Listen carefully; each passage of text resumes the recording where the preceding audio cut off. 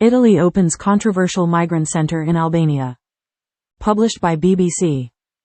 Italy, which receives the most migrant arrivals in the European Union, is partially outsourcing the challenge from today, as it opens the first of 2 planned camps in neighboring Albania. The centers will be used to house up to 3,000 migrants per month rescued en route to Italy as part of Europe's first offshoring scheme, while the continent grapples with how to respond to the challenge of irregular migration. The camp that opens today is located in the northern Albanian port of Shëngjin. The opening of a second center, on a former Air Force base in nearby Jadër, has been delayed. The structures will be entirely managed by the Italian government, which paid for their construction. They will be used for migrants picked up in international waters, though not women, children, or those deemed vulnerable. Once there, they will be allowed to request asylum in Italy. If refused, they will be sent back to countries deemed safe to return. Italian and European legislation will be applied in these centers, Fabrizio Bucci, Italy's ambassador in Albania, told me. It's like having a center in Italy, but in Albania. The agreement signed by the Italian and Albanian prime ministers will remain in place for 5 years, with the option to extend if it proves successful in reducing the migrant burden on Italy and deterring some from attempting to come. Arrivals in Italy by sea this year, around 31,000 so far, are down by more than half from the same period in 2023. Giorgia Meloni, the Italian prime minister, ran for office promising to clamp down hard on migration, and the Albania plan has become a key tenet of that.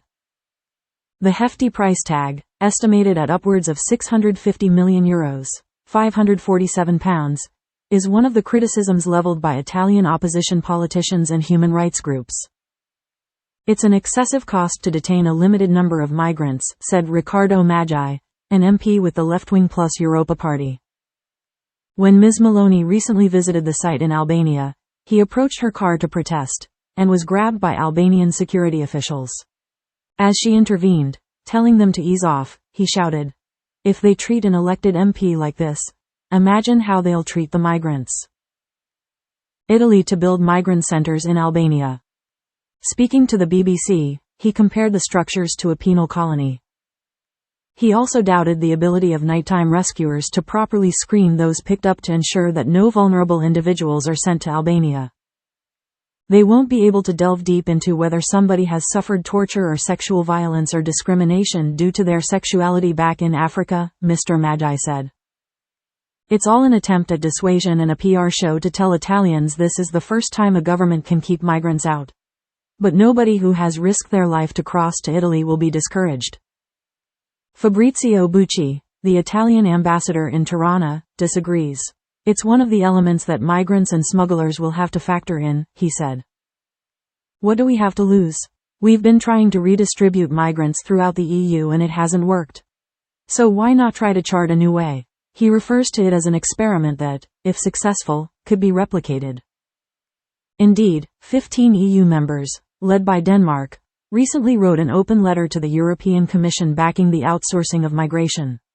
Sir Keir Starmer praised the Italy-Albania deal after meeting both prime ministers. It has drawn comparison with the plan of the previous Conservative government to deport failed asylum seekers from the United Kingdom to Rwanda, ditched by Mr. Starmer. But the agreements are significantly different. While Rwanda would have managed the asylum requests and centers under its deal, giving successful claimants asylum there and deporting failed ones to third countries deemed safe by the Rwandan government, the Albania deal will be under Italian jurisdiction. We made sure the Albanian legislation was already in full compliance with EU and international laws, said Ambassador Bucci. For Albania, the reward is a boost to its image as it negotiates European Union membership. But Vladimir Karaj, a Tirana-based journalist with the Balkan Investigative Reporting Network, said it was a complete surprise when it was announced by the Prime Minister Edi Rama. Before the Rwanda deal was struck, there were reports that Britain was aiming for an agreement with Albania, which Mr. Rama forcefully shot down. He claimed he was strictly against this kind of treatment for refugees, he said. So when Albania struck the deal with Italy, there was huge speculation over what Rama was gaining personally. Mr. Karaj says there's no smoking gun, the government's narrative is that Italy is our best friend and took in Albanians when our dictatorship fell in the 1990s. The deal, Mr. Karaj said, has been met only with short-lived protests by some claiming it was aimed at replacing Albanians with foreigners, or giving away territory to Italy. He suspects other countries may now come knocking on Albania's door. Albania needs the support it can get from the West, he said.